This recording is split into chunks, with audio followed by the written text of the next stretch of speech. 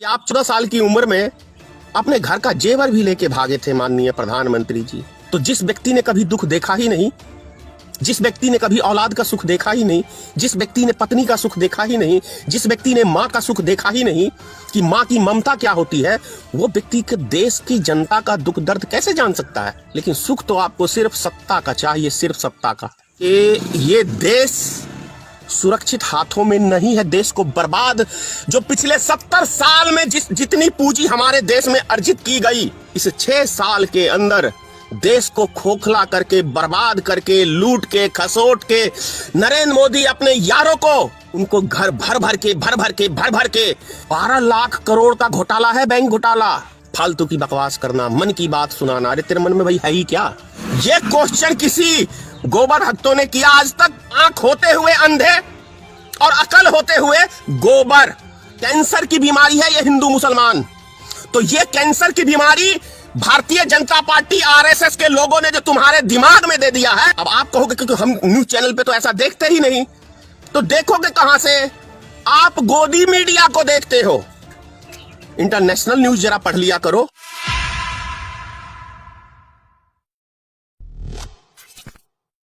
क्या फर्क पड़ता है? 56 प्रकार का भोजन करते हैं जनता का पैसा का। आपको क्या फर्क पड़ता है? क्या जानने गया दुख दर्द? जिसने अपने स्वार्थ के लिए घर छोड़ दिया, घरवाली छोड़ दी, माँ बाप छोड़ दिया।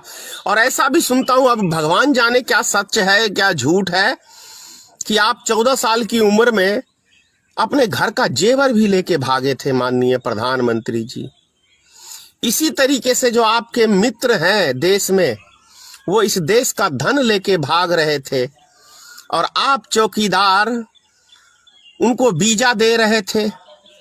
तो जिस व्यक्ति ने कभी दुख देखा ही नहीं, जिस व्यक्ति ने कभी औलाद का सुख देखा ही नहीं, जिस व्यक्ति ने पत्नी का सुख देखा ही नहीं, जिस व्यक्ति ने माँ का सुख देखा ही नहीं कि माँ की ममता क्या होती है, वो व्यक्ति के देश की जनता का दुख दर्द कैसे जान सकता है?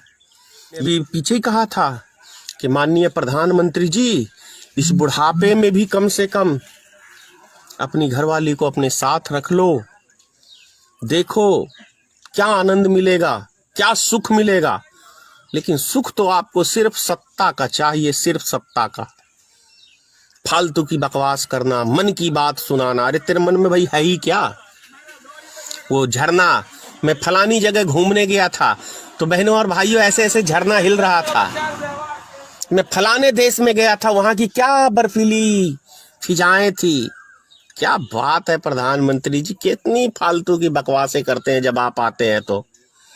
इससे, ये झरने से, इनसे क्या देश की जनता का भला हो जाएगा, देश का पेट भरेगा? और गोबर भक्तों, अपने आका से कहो कि थोड़ी देर के लिए गोबर निकाल के दिमाग की बात करें, देश की नागरिक की बात करें। और देश की जो जनता रोड पे भटक रही है, कोई भूखा मर रहा है, जो गरीब मजदूर हैं, अमीरों को कोई फर्क नहीं पड़ता, मिडिल क्लास को कोई फर्क नहीं पड़ता, लेकिन उन व्यक्तियों को जो डेली कमाते थे, डेली खाते थे। अरे भाई, गोदी मीडिया तो ये सब चीजें नहीं दिखा सकती है ना, क्योंकि वो नरेंद्र मोदी की गोद में बैठ के न्यूज बनाती है।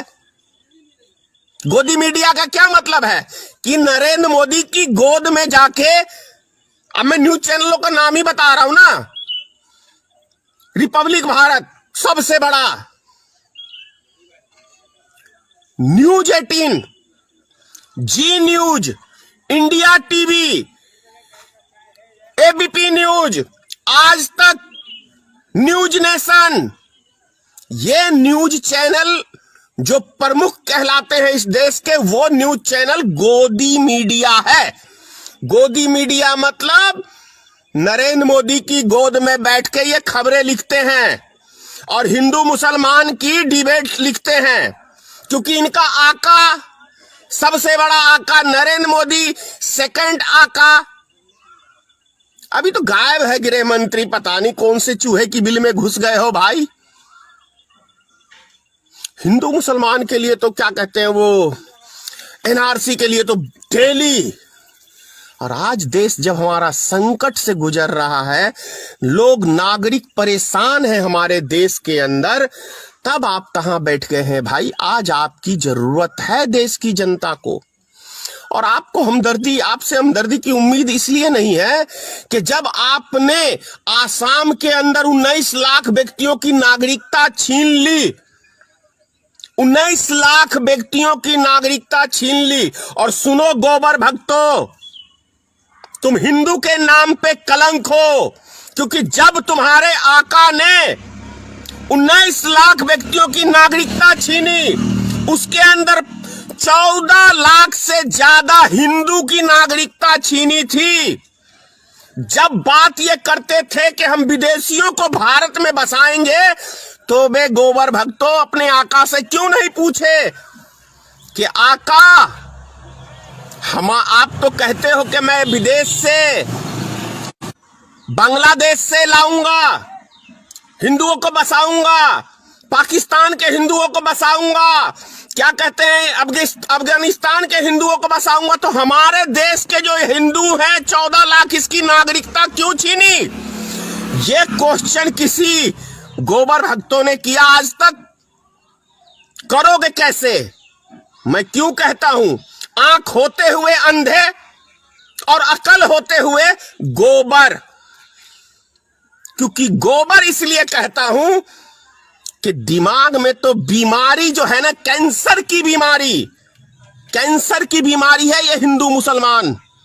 तो ये कैंसर की बीमारी भारतीय जनता पार्टी आरएसएस के लोगों ने जो तुम्हारे दिमाग में दे दिया है, तो तुम देश के विषय में तुम नहीं सोच सकते हो। इसीलिए मैंने कहा कि ये देश सुरक्षित हाथों में नहीं है। देश को बर्बाद, जो पिछले 70 साल में जितनी पूंजी हमारे देश में अर्जित की गई, इस 6 साल के अंदर देश को खोखला करके, बर्बाद करके, लूट के, खसोट के, नरेंद्र मोदी अपने यारों को, उनको घर भर भर के 12 लाख करोड़ का घोटाला है, बैंक घोटाला, 12 लाख करोड़। और ये 12 लाख करोड़ किसको दिए? मोदी सरकार ने सिर्फ चंद उद्योगपतियों को। तो गोबर भक्तों जरा ये सोचो कि ये सरकार आपके लिए है या ये उद्योगपतियों के लिए है? सोचो, थोड़ी देर के लिए गोबर निकाल दो दिमाग से, थोड़ी देर के लिए गोबर निकाल दो दिमाग से, और थोड़ी देर के लिए शांत दिमाग से इस देश की चिंता करो कि आखिर इस 6 साल के अंदर किस नर्क में देश चला गया है। इस पे थोड़ा सा दिमाग जोड़ लो, अगर देशभक्ति आपके अंदर है तो। और यदि गोबर भक्ति है तो नहीं होगा। हम लोग सच्चे देशभक्त हैं। हम लोग पार्टी नहीं, सिंबल नहीं, हम लोग सिर्फ और सिर्फ इस देश की चिंता करते हैं, इस देश की नागरिक की चिंता करते हैं। हम हिंदू की चिंता करते हैं, हम मुस्लिम की चिंता करते हैं, हम सिख की चिंता करते हैं, हम ईसाई की चिंता करते हैं कि ये 4 हमारे देश के स्तंभ हैं। इसीलिए हमारा दुनिया का सबसे बड़ा लोकतंत्र देश कहा जाता है, दुनिया का सबसे बड़ा लोकतंत्र भारत। लेकिन उस लोकतंत्र को पूरी दुनिया में यदि किसी ने बदनाम करने का काम किया है तो ये गोबर भक्तों ने, और आपके आका अमित शाह ने और नरेंद्र मोदी ने। इन्होंने इस देश को पूरी दुनिया में नाक कटाने का काम किया है। अब आप कहोगे क्योंकि हम न्यूज चैनल पे तो ऐसा देखते ही नहीं, तो देखोगे कहां से? आप गोदी मीडिया को देखते हो। इंटरनेशनल न्यूज जरा पढ़ लिया करो, दुनिया के चैनल और भी हैं। बीबीसी समाचार है ना, सबसे बड़ा समाचार एजेंसी। एक चीज याद कर लेना गोबर भक्तों, रवीश कुमार, एशिया का सबसे बड़ा पुरस्कार उसी को मिला। यदि इतने ही बड़े न्यूज चैनल वाले थे तो ये गोदी मीडिया को क्यों नहीं इंटरनेशनल पुरस्कार मिला? भैया दुनिया अक्लमंद है, सारे नहीं है कि मोदी जी के गोद में ही जाके बैठ के नाचना तांडव करना चालू कर देते हैं। नहीं, इस देश में अक्लमंद आदमी भी है। ಹಲೋ, ಹೇಳಿ ನಮಸ್ತೆ ಮೇಡಮ್. ಹೇಳಿ. ಉಡುಪಿಯಲ್ಲಿ ಬೆಳಗ್ಗೆ 1 ಗಂಟೆವರೆಗೆ ಮಾತ್ರ ಮ್ಯಾಮ್ ಇವತ್ತು ಲಾಕ್ಡೌನ್ ರಿಲೀಫ್? ಹಲೋ, ನನಗೆ ಕರೆಕ್ಟ್ ಆಗಿ ಗೊತ್ತಿಲ್ಲ ರೀ. ಅಲ್ಲ, DC 1 ಗಂಟೆವರೆಗೆ ಅಂತ ಹೇಳಿ ಆರ್ಡರ್ ಮಾಡಿದಾರೆ ಅಂತ ಹೇಳ್ತಾರೆ ನ್ಯೂಸ್ ಅಲ್ಲಿ. ಸಂಜೆ 7 ಗಂಟೆವರೆಗೆ ಗ್ರೀನ್ ಝೋನ್ ಇರೋರು ಓಪನ್ ಮಾಡ್ಬೋದು ಅಂತ ಹೇಳ್ತಿದ್ದಾರೆ. ಏನು ಒಂದು ಗೊತ್ತಾಗ್ಲಿಲ್ಲ, ಅದಕ್ಕೆ ನಿಮ್ಗೆ ಕಾಲ್ ಮಾಡಿದ್ದು. ಸಂಸದಿ ಅಲ್ಲ ನೀವು? ತಿಳ್ಕೊಂತೀರಿ, ನೀವು ತಿಳ್ಕೊಳ್ಳಿ. ನಿಮ್ಗೆ ಗೊತ್ತಿಲ್ವಾ ಮೇಡಮ್ ಹೇಗೆ ಅಂತ? ಇಲ್ಲ ನಿಮ್ಗೆ ಇನ್ಫಾರ್ಮ್ ಇಲ್ವಾ ಸಂಸದಿಯಾಗಿ? ಇಲ್ಲ. ನಿಮ್ಮ ಸರ್ಕಾರ ಅಲ್ವಾ ಆಡಳಿತದಲ್ಲಿ ಇರೋದು? ಸರ್ಕಾರ ಯಾರ್ದಾದ್ರೆ ನೋಡ್ಕೊಂಡು ತಿಳ್ಕೊಂಡು. ಅಲ್ಲ ಮ್ಯಾಮ್, ಜನಪ್ರತಿನಿಧಿ ಆದವರಿಗೆ ಗೊತ್ತಿರ್ಬೇಕಲ್ಲ ಮ್ಯಾಮ್.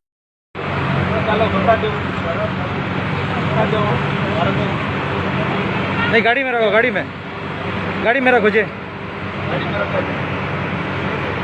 गाड़ी में रखो, या मेरी गाड़ी में रखो, परवाह नहीं।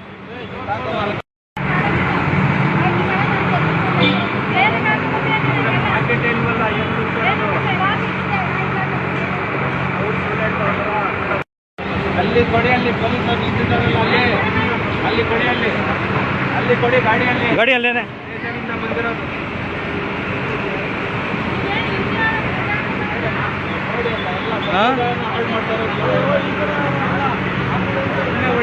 गाड़ी में रखो जी, मेरी गाड़ी में रखो जो बुरखा बशीर रख रहा वहाँ, देखो रख रहे। ऑटो में रखो जी, वो ऑटो में रखो।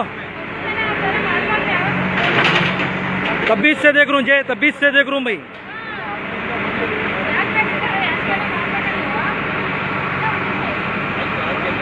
घर में बंद कौन है? जनता। सोशल डिस्टेंसिंग का पालन कौन करे? जनता। बचाव के लिए मास्क और सैनिटाइजर कौन खरीदे? जनता। दान कौन करे? जनता। बुजुर्गों का विशेष ध्यान कौन रखे? जनता। आसपास के गरीबों को कौन खाना खिलाए? जनता। पीएम केयर फंड में डोनेट कौन करे? जनता। दुकान के नौकरों की सैलरी कौन न रोके? जनता। काम वाली और ड्राइवर के पैसे कौन न काटे? जनता। किराएदारों से किराया कौन न ले? जनता। और इस सब के बाद आखिर सरकार ने जनता के लिए क्या करा? 3 महीने की राहत के नाम पे झूठी तसल्ली। ना तो बैंक की EMI रुकी है, ना ही इलेक्ट्रिसिटी बिल और ना ही स्कूल की फीस। फिर आखिर आम जनता को क्या छूट मिली है? सरकार के पास इसका कोई जवाब चल रहा है। इससे आप लोगों को बचाने के लिए ये बीजेपी से आप लोगों को मास्क दे रहे हैं, ये पहन के निकलना, ठीक है? क्योंकि तब वायरस से आप बच जाओगे। ओके, मर जा जरा।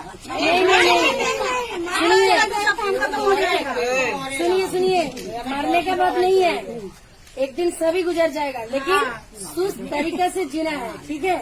और सबसे बड़ी बात है, जो नागरिकता बिल पास है, आप सुना है ना वो कानून के बारे में? तो ये है, ये हिंदी का है जो ये, लेकिन ये नागरिकता देने वाला कानून है, सुनने वाला कानून नहीं है।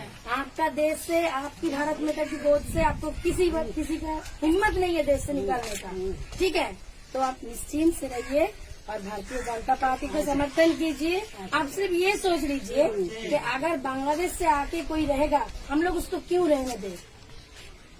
हम अगर जाएगा, हम इटली में या लंदन में, हम लोग को रहने देगा? नहीं देगा।